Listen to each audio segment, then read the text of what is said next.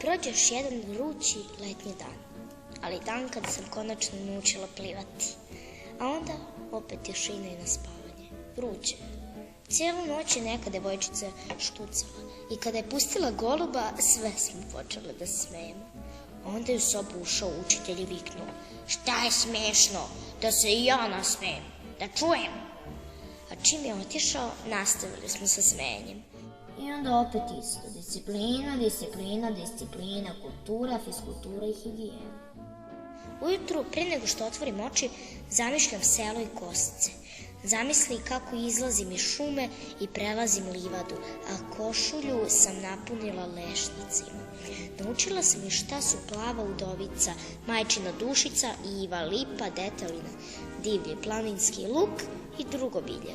Uskoro će pčele da pokupe nektar, pa će kosti ošišati celu dolinu. Onaj travnati breg koji se penje prema vrhu planine, a gde uvek bude neka lisica ili jelen. Deca će se utrkivati ko će jahati lepog. I dalje ne znam što to konja zovu lepi. Kada mu fali jedno uve i sav je prljav, ali mi i on dostaje.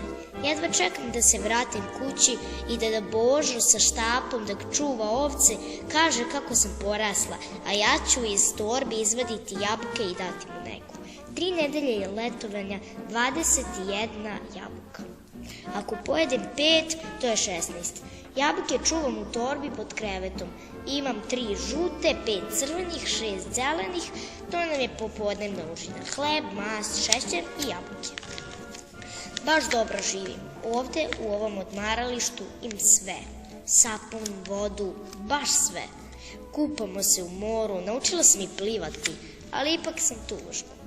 Pitala sam neku od devojčica iz sobe, ali me je sramota. Nekada se čuje kako noću plaču u jastuk. Onda se jedna koja se zove Vera i ima 14 godina digne iz kreveta i psuje nam svima majku. Dojuri i namlati ih, počupa, da imaju razloga plakati. I ne smeš pisnuti učitelju o tome. Svakog jutra vadim jednu po jednu jabuku iz torbe i brojim, ali jutros ih nema. Neko je počistio sve jabuke, a u torbi je bio samo jedan drveni češljić koji danima nisam znala gde je. Učitelj je strog, kao da nam svima otac i kod njega nema trte mrte. Njegova pravila su bitnija nego pravda, ali to tako valjda mora. Prijavila sam mu da mi je neko ukrao jabuke i zamisli. Na njegovom stolu stoje moje jabuke. Kaže da mu ih je donela Vera, da je kao našla. A mama, ove jabuke nisu kao one naše, male, kisele, crvljive. Ove su velike i slatke. Rekla sam da ih je ona ukrala i morala sam da mu kažem i da nas ona tuče. Ne da nam noću da plačemo, a onda nas izmoleti i onda plačemo zbog nje. A ja i dalje ne znam zašto plačem. Samo znam da se svake noći čuju jecaji. Učitelj je rekao da će Vera biti kažnjena i da će je izbaciti, pa sam morala da slažem da sam to sve izmislila.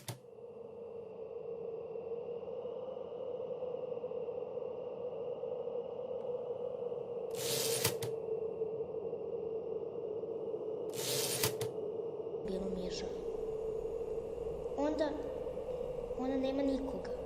Nema mamu koja čeka. Ali onda je učitelj bio ljut i što sam lagala i poslao me u kaznu s njom. Kukuruz peče gore nego žara.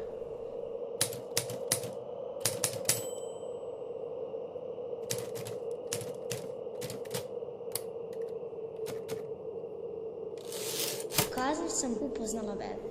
Nije ona toliko loša. Predložila je da se sklonimo sa kukuruza i da se vratimo samo ako čujemo učitelja da dolazi.